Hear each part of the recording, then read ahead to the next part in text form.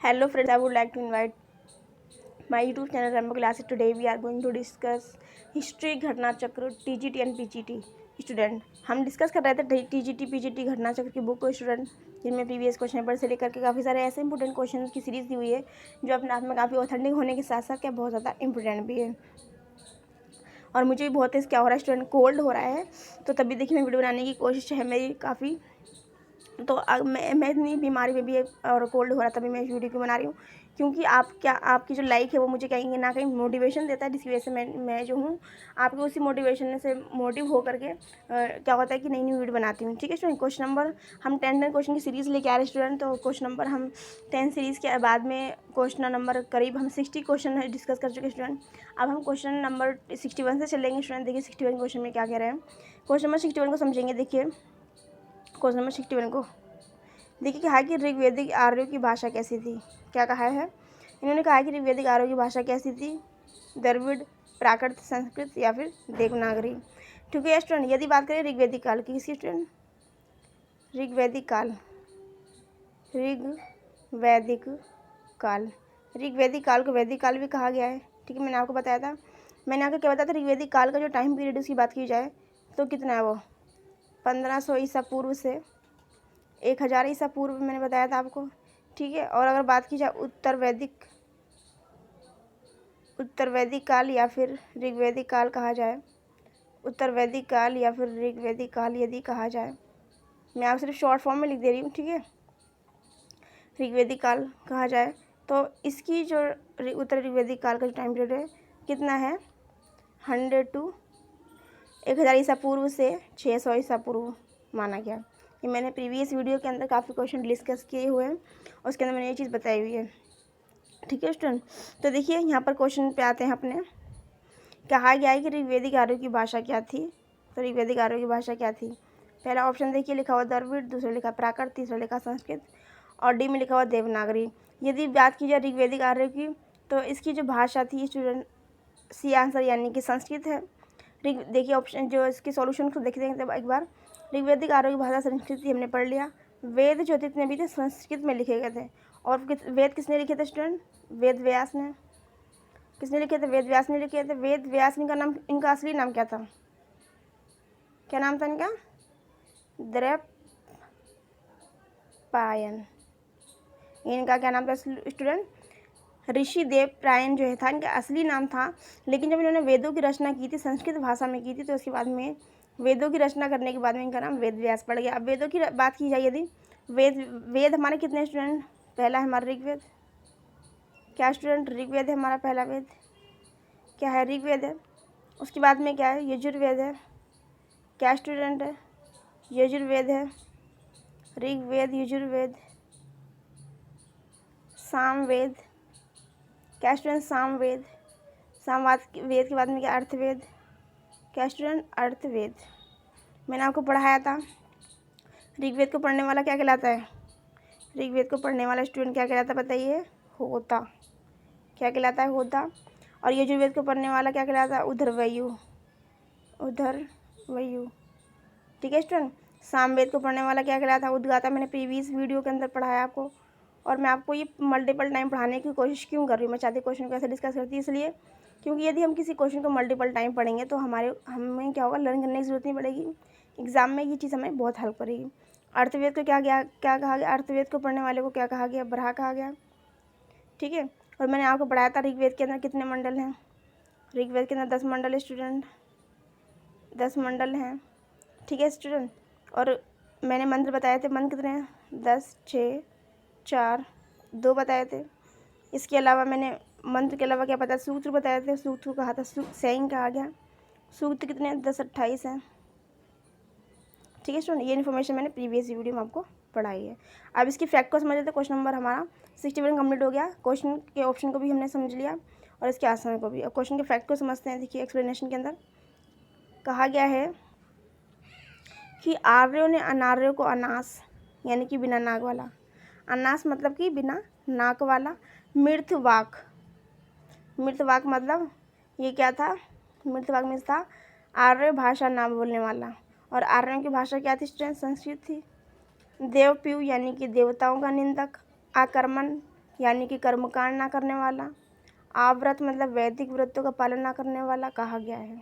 ठीक है, आर्य ने जो अनार्य थे उनको क्या क्या कहा गया, ये बहुत सारे नाम दिए गए हैं। ठीक है स्टूडेंट, तो इसमें से एग्जामिनर क्या करेगा, काफ़ी सारे नाम देने के बाद में पूछेगा इसमें से कौन सा जो शब्द है वो आर्यों ने नार्यों को नहीं कहा है।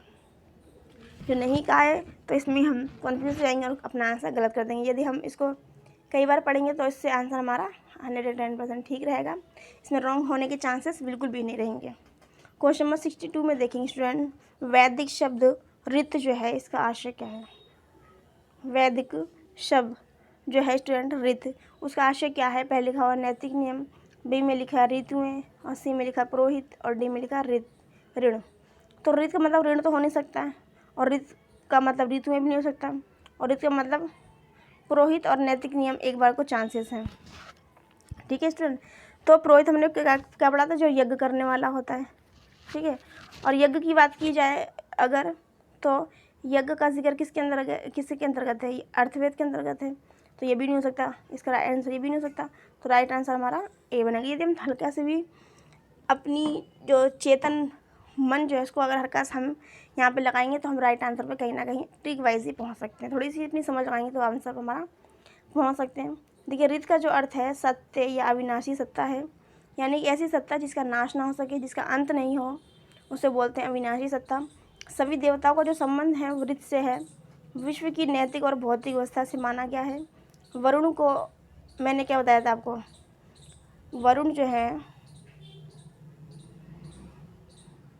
उनको ऋग्वेद में क्या कहा गया, ऋग्वेद के अंदर क्या कहा गया, ऋग्वेद के अंदर क्या कहा गया, ऋतस्य गोपा।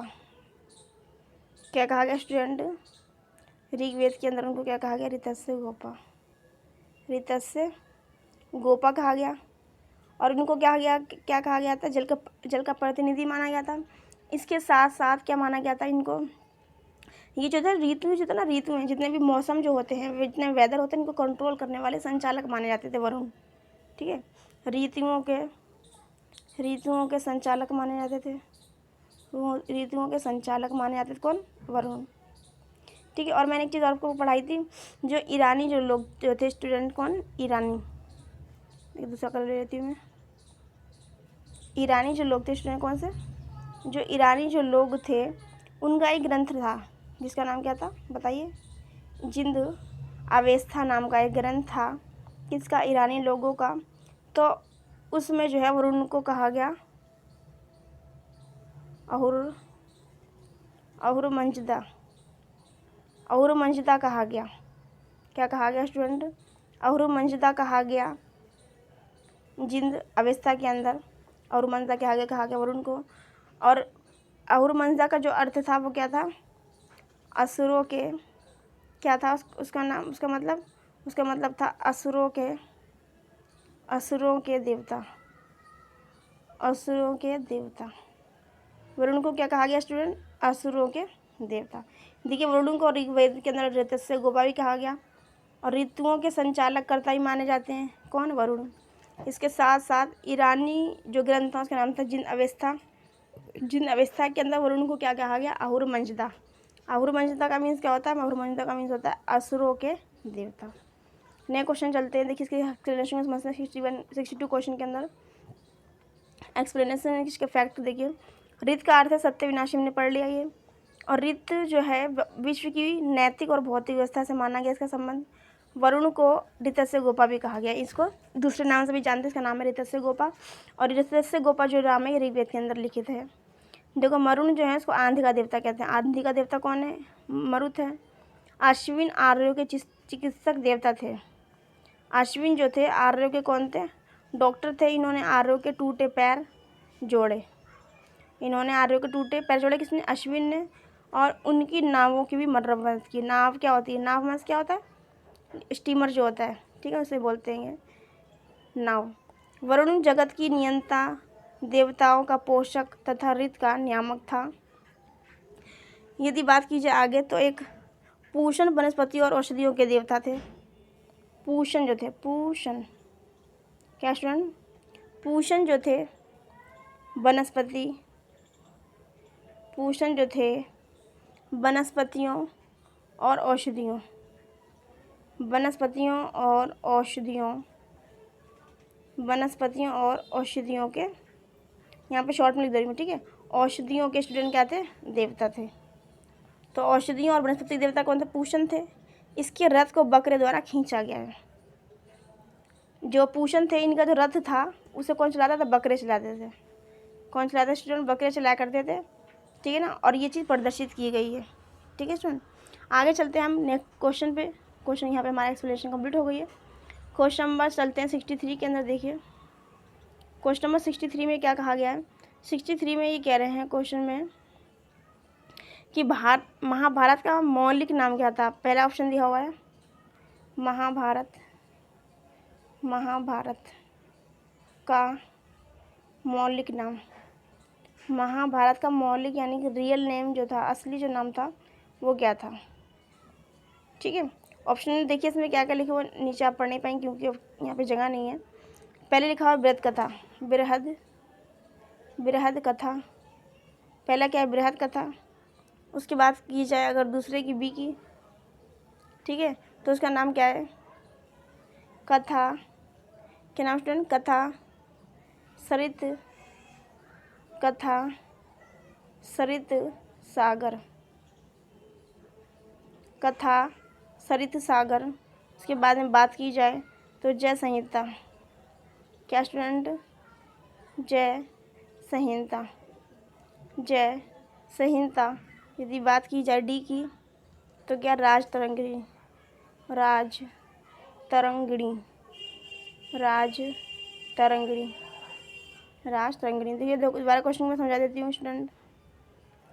देखिए इसमें लिखा हुआ हमारा क्वेश्चन 63 क्वेश्चन था, महाभारत का मौलिक नाम, महाभारत का असली नाम जो था वो क्या था? ऑप्शन दिया हुआ है बृहद कथा दिया हुआ है, बी में दिया हुआ कथा सरित सागर, और सी में दिया हुआ जय संहिता, और डी में दिया हुआ राज तरंगिणी। यदि मैं बात करूँ राज तरंगिणी, तो राज तरंगिणी जो है कल्हड़, ये हिंदी के अंदर मैंने पढ़ा था स्टूडेंट। राज तरंगिणी जो है कल्हड़ द्वारा रचित है। किसके द्वारा? कल्हड़ द्वारा रचित रचना है राज तरंगिणी, ठीक है। अब बात करें अपने क्वेश्चन नंबर 3 की, तो इसके राइट आंसर पे अभी हम आते हैं। देखिए राइट आंसर पे महाभारत का जो असली नाम था वो क्या था? ठीक है, हमने ऑप्शन पढ़ लिए। राइट आंसर की अगर बात करें तो राइट आंसर है हमारा सी, जिसका नाम है जय संहिता। क्या नाम है स्टूडेंट? जय संहिता नाम है, यानी कि महाभारत का जो असली नाम है जय संहिता है। उसका दूसरा नाम भी एक तरह से हम कह सकते हैं जय संहिता है, ठीक है स्टूडेंट। ये हमारा सी राइट आंसर है। इसी मैंने बताया राज तरंगिणी जो है कल्हड़ द्वारा रचित है, ये मैंने हिंदी के अंदर पढ़ा था, ठीक है। हमारे 2 ऑप्शन बचते हैं, इसके एक्सप्लेनेशन के द्वारा समझते हैं। देखिए 63 की एक्सप्लेनेशन को समझते हैं। देखिए एक बार 63 की एक्सप्लेनेशन को देखिए। देखिए इसमें क्या लिखा हुआ है? लिखा हुआ है, राइट पेन ले लेती हूँ। देखिए एक बार लिखा हुआ है कि महाभारत का मौलिक जो है, प्रारंभ में इसको क्या कहा गया? जय संहिता कहा गया। तब इसमें जो है केवल 8800 श्लोक थे। जब इसको जय संहिता कहा गया तो इसमें 8800 श्लोक थे। देखिए तबीयत बहुत खराब हो रही मेरी। 8800 श्लोक थे। बाद में इसमें श्लोकों की संख्या बढ़ाकर जो है कितनी कर दी गई? 24,000 कर दी गई। 8800 से इसमें 24,000 हो गई। तब इसे क्या गया? भारत कहा गया। क्या कहा गया स्टूडेंट्स को? भारत कहा गया। इसमें 1,00,000 श्लोक हैं। क्या है? 1,00,000 श्लोक हैं, और तदनुसार इसको सत्य संहिता कहा गया, या महाभारत कहा। किसको कहा जाने लगा? ये विश्व का सबसे बड़ा महाकाव्य है। पूरे वर्ल्ड का सबसे बड़ा महाकाव्य क्या है? जय संहिता है। उसके और जो नाम मैं आपको बताऊंगी। इसका जो संकलन किया था किसने किया था? महर्षि वेद व्यास ने। अभी मैंने आपको पढ़ाया था महर्षि देवपायन,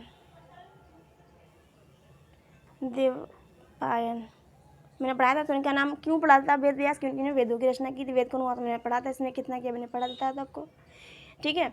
और इसमें यहाँ पर बात की गई है, और मैंने आपको पढ़ाया था ऋग्वेद। एक्सप्लेनेशन पे चलेंगे अभी। ऋग्वेद और यजुर्वेद, ऋग्वेद यजुर्वेद और सामवेद। ऋग्वेद यजुर्वेद सामवेद, इन तीनों को क्या कहा गया बताइए? इन तीनों को क्या कहा गया स्टूडेंट बताइए? क्या कहा गया स्टूडेंट बताइए? वेद त्रय। यानी कि ऋग्वेद, यजुर्वेद और सामवेद तीनों को मिलाकर वेदत्रयी कहा गया। अब यहाँ पे आते हैं एक्सप्लेनेशन पे अपनी। मैंने आपको क्या पढ़ा कि महाभारत का जो प्रारंभ में उसका मौलिक नाम जो था जनसंहिता के नाम से था। इसमें 8800 उस टाइम श्लोक थे, लेकिन जब इसके अंदर श्लोक की संख्या बढ़कर कितनी हो गई, 24,000 हो गई, तब इसे भारत कहा गया। क्या कहा गया, इसे भारत कहा गया। इसमें वर्तमान समय में जो इसकी बात की जाए श्लोकों की, तो इसमें श्लोक 1,00,000 है इसका। फिर इसके बाद में देखिए क्या क्या नाम पड़ा, मैं अभी बताती हूँ एक्सप्लेन करके। इसमें देखिए जैसे जैसे समय परिवर्तित हुआ उसमें श्लोक की संख्या बढ़ती गई, वैसे वैसे इसके नाम रखे गए। वर्तमान में इसको क्या कहा गया, जय संहिता, जय संहिता कहा गया, जब इसके अंदर 8800 श्लोक थे, 8800 श्लोक थे। ठीक है, उसके बाद में इसको कहा गया, जब इसकी संख्या बढ़ गई श्लोकों की, तब इसको क्या कहा गया, संख्या जब बढ़ गई इसको कहा गया भारत। जब संख्या कितनी रही, 24,000 संख्या रही, और जब श्लोकों की संख्या कितनी रही, 1,00,000 हो गई। जब श्लोकों की संख्या 1,00,000 हो गई, तब इसका नाम क्या पड़ गया स्टूडेंट, सत। सत मतलब क्या होता है, संस्कृत में सत को 100 बोलते हैं, सत शास्त्री। शास्त्री वर्ड जो है स्टूडेंट लाख के लिए लगा हुआ है, शास्त्री जो है लाख के लिए लगा हुआ है। देखिए मैं एक बार को आपको हाईलाइट कर देती हूँ। जय संहिता इसका नाम तब था जब इसके अंदर 8800 श्लोक थे। ठीक है, प्रारंभ में, यानी कि उसके बाद में इसके श्लोक की संख्या 24,000 हो गई। कितनी हो गई, 24,000 हो गई श्लोकों की संख्या, तब इसे भारत कहा गया। जब इसकी संख्या 1,00,000 हो गई, कितनी स्टूडेंट, 1,00,000 हो गई, तब इसको क्या कहा गया, सत शास्त्री कहा गया। ठीक है स्टूडेंट, सत शास्त्री के अलावा इसको क्या कहा गया, महाभारत, महाभारत। ठीक है, यानी कि महाभारत शत शास्त्री भारत जय संहिता, ये किसके नाम है स्टूडेंट, ये एक ही बुक के नाम है। ठीक है स्टूडेंट, यानी इसका नाम है महाभारत। महाभारत आपने बहुत पढ़ा होगा, लेकिन भारत जय संहिता और सत शास्त्री जो है वर्ड है, ये वर्ड ऐसे हैं जिनको कई बार ऐसा होता है कि इनको नहीं लोग जानते, तो इसलिए एग्जाम में जो है इन तीनों नामों को ही पूछता है। अब महाभारत का नाम बहुत कॉमन नाम है। ठीक है स्टूडेंट, तो हमें इन तीनों जो नाम है स्टूडेंट जो अपने आप में ज़्यादा फेमस लोगों तक नहीं पहुँचे, तो हमें उन वर्ड को याद करना है, क्योंकि एग्जामिनर ज़्यादा इनमें से पूछता है। ठीक है, और ये अपने आप में क्या है, बहुत बड़ा महाकाव्य है। और ये किसने लिखा था, महर्षि वेद व्यास ने लिखा था। मैंने आपको बताया था महर्षि वेद व्यास का नाम वेद व्यास क्यों पड़ा, उनका प्रारंभिक जो नाम था वो क्या था, बताइए आप कमेंट बॉक्स में, बताइए क्या नाम था, द्वैपायन, मैंने लिख दिया यहाँ पर। ठीक है, ये क्वेश्चन की एक्सप्लेनेशन यहाँ पर हमारी कंप्लीट होती है। इसकी फैक्ट है, उसको समझते हैं। फैक्ट नंबर 1 को देखिए, कर लेते हैं एक बार। फैक्ट नंबर 1,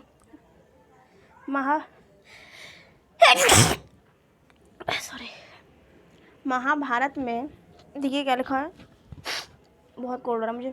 महाभारत में वेद व्यास में लिखा हुआ है, जो इस ग्रंथ में है वह अन्य जगह भी है, और जो इसमें नहीं हो तो वो कहीं नहीं है।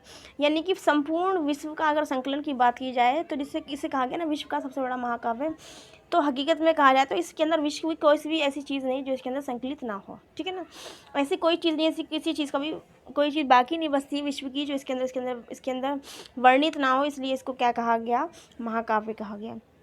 देखिए मैंने आपको बताया कलहर राजेंद्र तरंगिणी द्वारा लिखी गई है।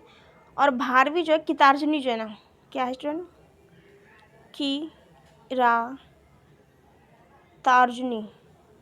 किरातार्जुनी जो बुक है स्टूडेंट, किरातार्जुनी जो बुक है ये किसके द्वारा लिखी, भारवी। ये भी संस्कृत के अंदर, सॉरी हिंदी के अंदर भी ये भी आते हैं रचनाएं।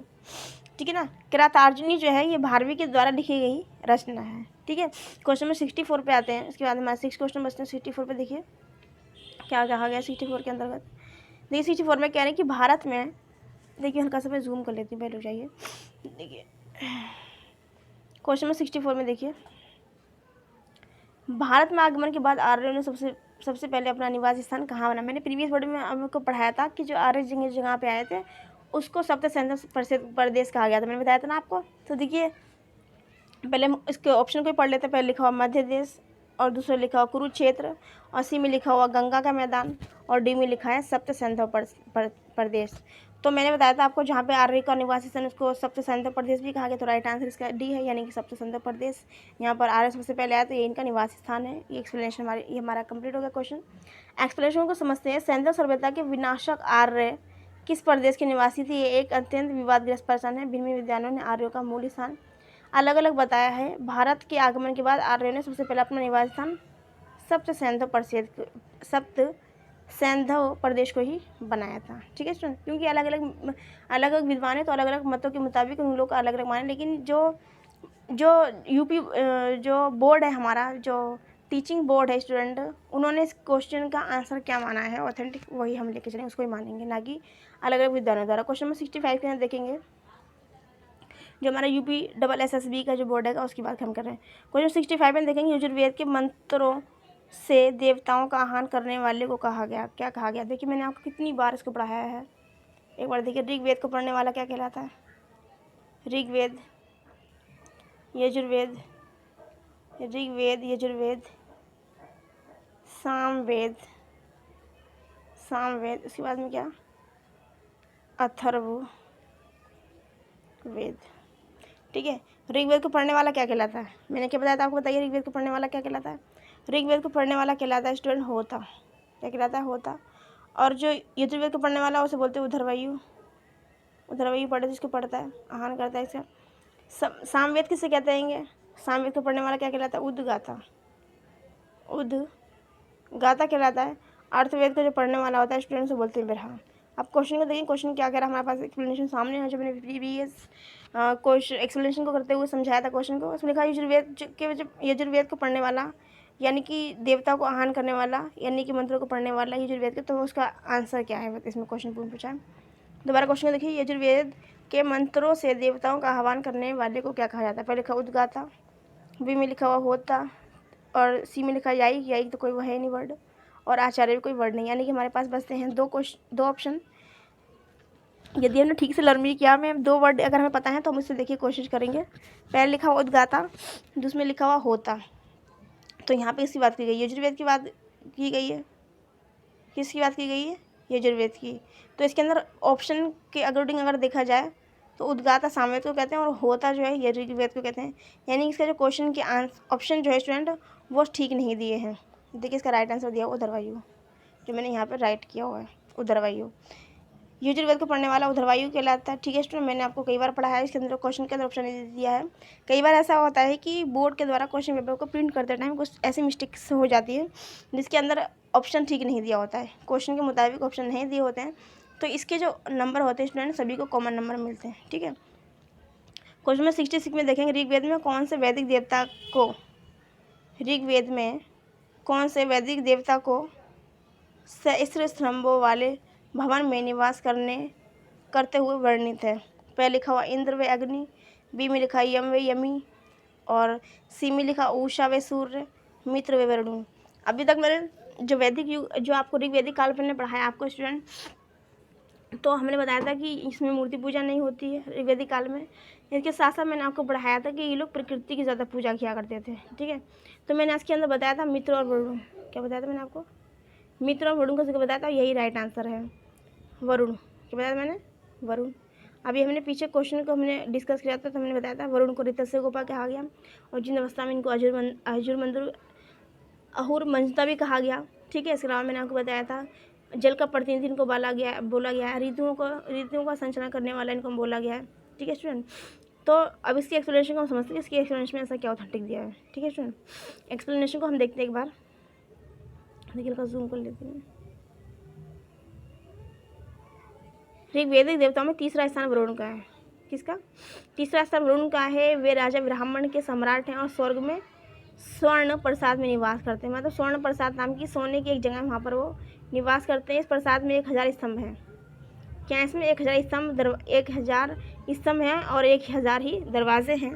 ठीक है, और इन्हें को गुप्तचर, इनके जो गुप्तचर है वो हर जगह भेजे जाते हैं। किसके द्वारा? वरुण के द्वारा भेजे जाते हैं, वरुण देवता के द्वारा, और अनेक प्राकृतिक घटनाओं को नियंत्रित करते हैं। मैंने आपको देखिए पढ़ाया था ना अभी। वे सूर्य उदित होता हुआ, उसको मैंने बताया था मित्र जो होता है, मैंने बताया था जब सूर्य उदित होता हुआ है, सूर्य के सुबह का टाइम, उसे बोलते हैं मित्र। और जबकि मैंने आपको बताया था सविता होता है जब सूर्य जब अपने पूर्ण प्रकाश पर होता है, तो सविता बोलते हैं। तो यहाँ पे लिखा हुआ है उषा के बारे में, और किसके बारे में लिखा? मित्र के बारे में लिखा हुआ है। तो देखिए एक बार मित्र को उसको पढ़ लेते हैं। उषा को सूर्य निकलने की पूर्व बेला को विनियमित रखता है। कौन रखता है स्टूडेंट? वरुण। ठीक है स्टूडेंट, ये हमारा एक्सप्लेनेशन हो गई। क्वेश्चन नंबर 67 को चलते हैं। 67 में हमारे 3 क्वेश्चन बचते हैं।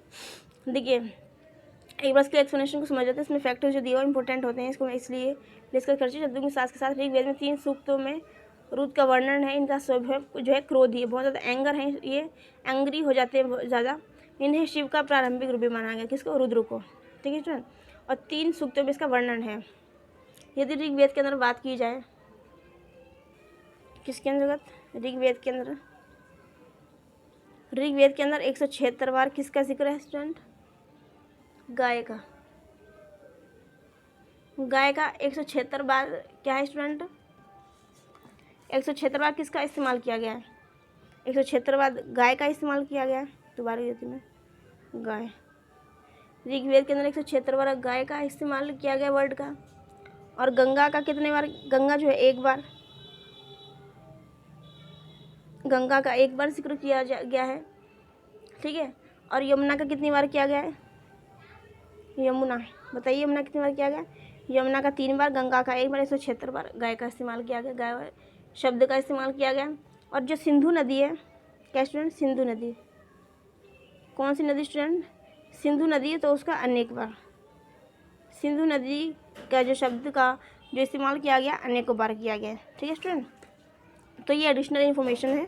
चलते हैं इसकी फैक्ट के बारे में, सॉरी क्वेश्चन नंबर 67 के बारे में चलते हैं। क्वेश्चन नंबर 67 में क्या कहा गया है, देखिए कहा गया है इसमें क्वेश्चन नंबर 67 को समझेंगे कि किस वेद में दबाव का विवरण मिलता है। तो देखिए मैंने आपको पढ़ाया था कि अर्थवेद एक ऐसा वेद है जिसके अंदर भूत प्रेत के साथ साथ उसके अंदर अब वर्तमान समय में एक होती ना डिग्री BAMS, इसको बोलते हैं bachelor of Ayurvedic, bachelor of Ayurvedic medicine,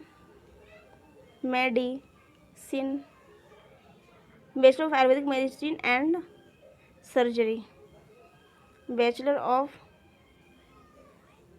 Ayurvedic medicine and surgery. तो वर्तमान समय की यदि बात की जाए तो जो BAMS करे होते हैं ये क्या करते हैं, आयुर्वेदिक का ही कोर्स करते हैं, जिसको आज के टाइम में वर्तमान समय में BAMS के नाम से हम जानते हैं, जिसकी फुल फॉर्म होती है bachelor of Ayurvedic medicine and surgery के नाम से जानते हैं। वर्तमान समय में ये कैसा होता है, आयुर्वेदिक का एक कोर्स होता है। अब उस टाइम पर मैंने आपको बताया था अर्थवेद के अंदर भूत प्रेत का और आत्मा वगैरह का और यज्ञ वगैरह भी इसके अंदर होते हैं, मैंने आपको पढ़ाया था। और जितनी भी औषधियाँ जो होती थी उसका जिक्र मैंने अर्थवेद के अंदर बताया था। ये इसका मेरे मुताबिक आंसर अर्थवेद होना चाहिए। देखिए इसके ऑप्शन को समझते हैं और देखते हैं इसका राइट आंसर क्या होगा। पहला देखिए इसके क्वेश्चन को लिखा हुआ है कि दवाओं का विवरण किस में है, पहले लिखा हुआ ऋग्वेद, बी में का सामवेद, यजुर्वेद और अर्थवेद, डी में। तो डी इसका देखिए राइट आंसर यानी कि अर्थवेद राइट आंसर इसका। इसी एक्सप्लेनेशन को समझ लेते हैं। अर्थवेद में वंशीकरण, ये जो वंश में कर लेते हैं, जादू टोना भूत प्रेत तथा मंत्र, नाना प्रकार की औषधियों का वर्णन है। इसमें जनसाधारण के लोकप्रिय विश्वासों और अंधविश्वासों का वर्णन है, यानी कि लोगों के जो बहुत सी ऐसी चीज़ों का विश्वास है और बहुत से अंधविश्वासों का जिक्र है इसके अंदर, किसमें, अर्थवेद में। इसकी अधिकांश जो रचनाएं हैं वो दुरात्माओं यानी कि बुरी आत्माओं या प्रेत आत्माओं से मुक्ति का मार्ग बताती हैं, यानी कि जो हवा विहार होती है उसका जो इलाज किया जाता है, ठीक है, वो अर्थवेद के द्वारा किया जाता है। इसके फैक्ट को समझ लेते हैं। अग्नि एकमात्र ऐसे देवता थे जिसे आकाश, अंतरिक्ष, पृथ्वी तीनों में ही शामिल किया गया था, यानी कि अग्नि जो देवता थे वो अंतरिक्ष पृथ्वी तीनों में शामिल थे। अर्थवेद का एकमात्र ब्राह्मण ग्रंथ गोपथ है। ग्रंथ गोपथ जो है क्या है, अर्थवेद का एक ब्राह्मण है। अर्थवेद का कोई अणक्य नहीं है, अर्थवेद का कोई अणक्य नहीं है, ठीक है। इसी में से क्वेश्चन ज़्यादातर आएंगे, तो ये अपने आप में इंपॉर्टेंट है, इसको देख लीजिएगा एक बार। मुंडकोपनिषद, मांडकी उपनिषद, प्रश्नोपनिषद अर्थवेद के उपनिषद हैं। तो देखिए अर्थवेद के कौन से उपनिषद हैंगे, प्रश्नोपनिषद, मांडकोपनिषद और फिर मुंडकोपनिषद। ऋग्वेद में लोहा चांदी का उल्लेख नहीं मिलता। जो नहीं वाले को जो फैक्ट है स्टूडेंट उनको बहुत अच्छे से रिवाइज करेंगे, ठीक है ना, ध्यान से पढ़ेंगे, यही नहीं वाले क्वेश्चन आ जाते हैं। देखिए अर्थवेद का एकमात्र जो ब्राह्मण है वो कौन सा है, ग्रंथ गोपथ भी है। मैंने आपको इसके अलावा मैंने क्या पढ़ाया था, देखिए एक बार दोबारा से रिकॉल करवा देती हूँ। मैंने आपको पढ़ाया था यजुर्वेद। यजुर्वेद पढ़ाया था मैंने आपको। यजुर्वेद के 2 भाग थे, कृष्ण यजुर्वेद, कृष्ण यजुर्वेद मैंने आपको बताया था, कृष्ण यजुर्वेद। दूसरा मैंने आपको बताया था शुक्ल यजुर्वेद, शुक्ल यजुर्वेद मैंने आपको पढ़ाया था। और मैंने क्या पढ़ाया था इसके अलावा, बताइए इसके अंदर क्या क्या फैक्ट बताया शुक्ल यजुर्वेद के। मैंने बताया था शुक्ल यजुर्वेद जो है वो सिर्फ गद में है, कृष्ण यजुर्वेद जो है पद और गद दोनों में है। यदि बात की जाए शुक्ल की तो ये सिर्फ पद के अंदर है, सिर्फ पद के अंदर है, मैंने बताया था। और जो है शुक्ल यजुर्वेद को एक और अन्य नाम से भी जानते, बताइए। मैंने पिछली वीडियो में बताया था क्या अन्य नाम है इसका। अन्य जो नाम है वो है वाजनेयी संहिता, वाजनेयी संहिता मैंने बताया था आपको। क्या बताया था स्टूडेंट? वाजनेयी संहिता बताया था। और यजुर्वेद का जो अंतिम जो भाग है, यजुर्वेद का जो अंतिम भाग जो है उसको क्या होगा? ईशोपनिषद, ईशोपनिषद, ईशोपनिषद कहा गया किसको? यजुर्वेद के अंतिम भाग को। और यजुर्वेद को 2 भागों में बांटा है, कृष्ण यजुर्वेद और शुक्ल यजुर्वेद। और शुक्ल यजुर्वेद को वाजनेयी संहिता भी कहते हैं और कृष्ण यजुर्वेद गद्यपद दोनों में है, जबकि शुक्ल यजुर्वेद की बात की जाए तो सिर्फ पद में ही है। ठीक है स्टूडेंट, पद में ही है। आगे देखिए चलते हैं क्वेश्चन नंबर 68 पर। देखिए 68 को देखिए, 68 क्वेश्चन नंबर में कह रहे हैं, देखिए छांदोग्य उपनिषद का संबंध किस वेद संहिता से है? किसका?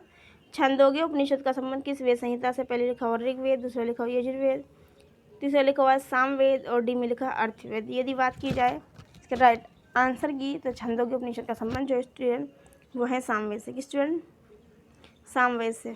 देखिए सामवेद से। सामवेद के 2 उपनिषद थे। कौन से कितने उपनिषद थे स्टूडेंट? 2 उपनिषद थे सामवेद के।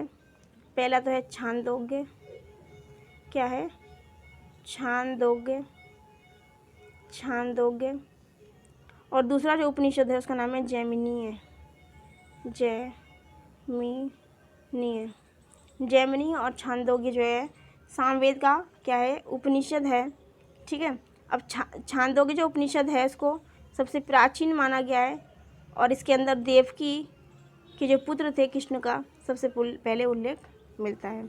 तो देवकी के पुत्र कृष्ण का उल्लेख कहाँ मिलता है उसने स्टूडेंट? वो मिलता है छांदोग्य उपनिषद में और सबसे प्राचीन उपनिषद है। और किसका उपनिषद है? तो सामवेद का उपनिषद है। ठीक है स्टूडेंट, आगे फैक्ट पे हम चलते हैं। क्वेश्चन नंबर 68 के एक फैक्ट पे चलते हैं। आगे देखिए फैक्ट में, देखिए हल्का सा इसको जूम कर लेती हूँ। ऐत्रेय ब्राह्मण में सोम यज्ञ का विस्तृत वर्णन है। किसके अंतर्गत? ऐत्रेय ब्राह्मण के अंतर्गत सोम यज्ञ का विस्तृत वर्णन बताया गया। बृहदारण्यक उपनिषद में मैंने आपको बताया था गार्गी और याज्ञवल्क्य का जो क्या हुआ था? डिबेट हुआ था, तो बृहदारण्यक में हुआ था, है ना? मैंने बताया था ना आपको। और यदि बात की जाए कठोपनिषद की, कठोपनिषद यजुर्वेद का सबसे अंतिम भाग को कठोपनिषद कहा गया। ठीक है स्टूडेंट, यदि बात की जाए कठोपनिषद की, कठोपनिषद यजुर्वेद का सबसे अंतिम भाग है कठोपनिषद। तो कठोपनिषद में ये कह रहे हैं कि कठोपनिषद के अंतर्गत यम और नचिकेता, क्या स्टूडेंट? कठोपनिषद के अंतर्गत यम और जो है नचिकेता, यम और नचिकेता, यम और नचिकेता के बीच क्या हुआ था? डिबेट हुआ था, संवाद जो हुआ था। एक तो हुआ था गार्गी और याज्ञवल्क्य के अंदर, दोनों में हुआ था, गार्गी और याज्ञवल्क्य में हुआ था। ठीक है, जो हमने किसके अंदर पढ़ा था? बृहदारण्यक के अंदर पढ़ा था। और यम और नचिकेता का जो संवाद हुआ था, डिबेट हुआ था, उसका जो वर्णन है वो है कठोपनिषद में। और मैंने आपको बताया था अर्थवेद के अंदर सभा और समिति प्रजापति की 2 पुत्रियाँ, ये वर्ड किस में कही गई है? अर्थवेद के अंदर कही गई है। ठीक है, ये एक्सप्लेनेशन हमारी देखिए लिखा हुआ अर्थवेद में सभा समिति को प्रजापति 2 पुत्री कहा गया। एक्सप्लेनेशन होती फिनिश। हम चलते हैं क्वेश्चन नंबर 69 पर। 69 में देखिए क्या करें। 69 में कह रहे हैं कि उपनिषदों का प्रतिपाद विषय, यानी कि उपनिषद जो है उनका जो विषय जो है वो क्या है? पहले लिखा हुआ धार्मिक और सी में लिखा हुआ सामाजिक। क्या लिखा हुआ? सामाजिक। और बात की जाए यदि किसकी? बी की, तो लिखा हुआ राजनीतिक। बी में लिखा हुआ राजनीतिक। बी में क्या लिखा है स्टूडेंट? राजनीतिक लिखा हुआ है। और डी के अंदर लिखा दार्शनिक। डी के अंदर क्या लिखा है स्टूडेंट? दार्शनिक। डी के अंदर क्या लिखा है स्टूडेंट? दार्शनिक लिखा है। तो उपनिषदों की अगर हम बात करें, इसका जो मेन विषय जो था वो क्या था, ठीक है ना। तो धार्मिक परिवेश तो नहीं हो सकता, सामाजिक परिवेश भी नहीं हो सकता, और राजनीतिक परिवेश भी नहीं हो सकता, इसमें पॉलिटिक की बात नहीं है। यदि बात की जाए डी की, तो डी क्या स्टूडेंट राइट आंसर है, क्या स्टूडेंट डी राइट आंसर है। यानी कि उपनिषदों का जो विषय है वो है दार्शनिक। उपनिषदों का जो विषय है वो क्या है, दार्शनिक स्टूडेंट, ठीक है। इसकी इफेक्ट को समझते हैं। क्वेश्चन नंबर नेक्स्ट पे चलते हैं, 69 की इफेक्ट पे चलते हैं, और क्वेश्चन नंबर हमारा लास्ट बचता है 69 के एक्सप्लेनेशन को समझने के बाद। देखिए क्वेश्चन नंबर 69 के एक्सप्लेनेशन को, वैदिक साहित्य, चलिए हल्का सा बड़ा कर लेती है इसको। देखिए क्या कह रहे हैं इसमें, वैदिक साहित्य क्या स्टूडेंट, वैदिक साहित्य का अंतिम भाग जो है उपनिषद है। वैदिक साहित्य का अंतिम भाग उपनिषद है, इसे वेदांत भी कहा गया है। उपनिषद का जो अर्थ है, शिष्य के द्वारा ज्ञान प्राप्ति हेतु गुरु के समीप बैठना। उपनिषद का जो अर्थ है वो क्या है, गुरु के समीप बैठना। किस लिए बैठना, एजुकेशन लेने के लिए, ठीक है स्टूडेंट। उपनिषद वह साहित्य जिसमें रहस्यात्मक ज्ञान और सिद्धांत का संकलन है। ये पूर्णतः क्या है, दर्शन पर डिपेंड है, दार्शनिक ग्रंथ है जिनका मुख्य जो ध्येय है, जो उद्देश्य है वो क्या है, ज्ञान की खोज करना। क्या है स्टूडेंट, ज्ञान की खोज करना। तो इसके अंदर कौन कौन से वर्ड पूछ सकते हैं, इसका मुख्य ध्येय क्या है, ठीक है, इसका मुख्य टॉपिक कौन सा है, ठीक है ना, और ये गुरु उपनिषद का मीन्स क्या होता है, और वैदिक साहित्य का अंतिम भाग क्या है, उसका अन्य नाम क्या है। तो वैदिक साहित्य का अंतिम भाग उपनिषद है, इसका अन्य नाम वेदांत है।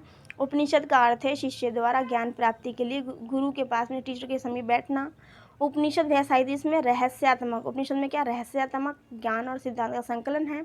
ये क्या पूर्ण जो है दार्शनिक ग्रंथ है जिसका मुख्य जो उद्देश्य व ध्येय है वो क्या है, ज्ञान की खोज करना। इंपॉर्टेंट है फैक्ट, उसको क्या करेंगे, समझते हुए चलेंगे। नेक्स्ट फैक्ट को देखेंगे, शंकराचार्य ने केवल 10 उपनिषदों पर ही अपना भाष्य लिखा था। अपने भाष्य और टीका लिखा जाते हैं ना, तो शंकराचार्य ने केवल 10 उपनिषदों पर अपना भाष्य लिखा। शतपथ ब्राह्मण में जल प्लावन, और मैंने पढ़ाया था शतपथ ब्राह्मण के अंदर क्या, रामधारी सिंह दिनकर द्वारा लिखी गई थी उर्वशी और पुनर्वा।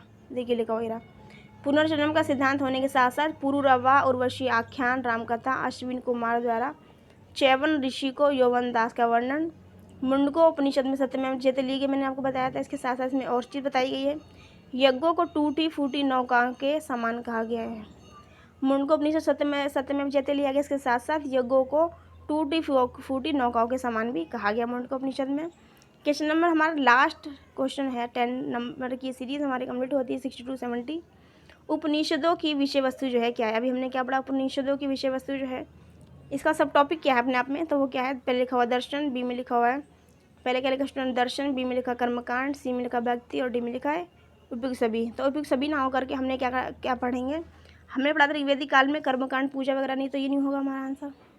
भक्ति की बात की तो यहाँ पे भक्ति की बात नहीं है, भक्ति की बात तो है, लेकिन इसमें क्या पहुँचा, विषय वस्तु पहुँचा है। तो हमें जो क्वेश्चन करना है, हमें आंसर जो करना है वो क्वेश्चन के मुताबिक करना है, ये नहीं कि क्वेश्चन के अंदर क्या पूछा कि हमें उसके मुताबिक क्वेश्चन देना है, क्वेश्चन का आंसर करना है। तो क्वेश्चन के आंसर की यदि बात की जाए तो उसका राइट आंसर क्या स्टूडेंट, दर्शन है। यानी कि उपनिषदों की विषय वस्तु जो है क्या है, वो दर्शन है, यानी कि राइट आंसर जो है स्टूडेंट ए है। ये हमारी सीरीज़ 10 जो क्वेश्चन की हमारी यहीं होती है फिनिश। हमारे करीब कुछ क्वेश्चन और बचते हैं, 6-7 क्वेश्चन हमारे बचते हैं, उसको हम करेंगे नेक्स्ट वीडियो के अंदर कंप्लीट। ऐसे ही लगे रहिए, पढ़ते रहिए, आगे बढ़ते रहिए। Thank you for watching, take care and bye bye.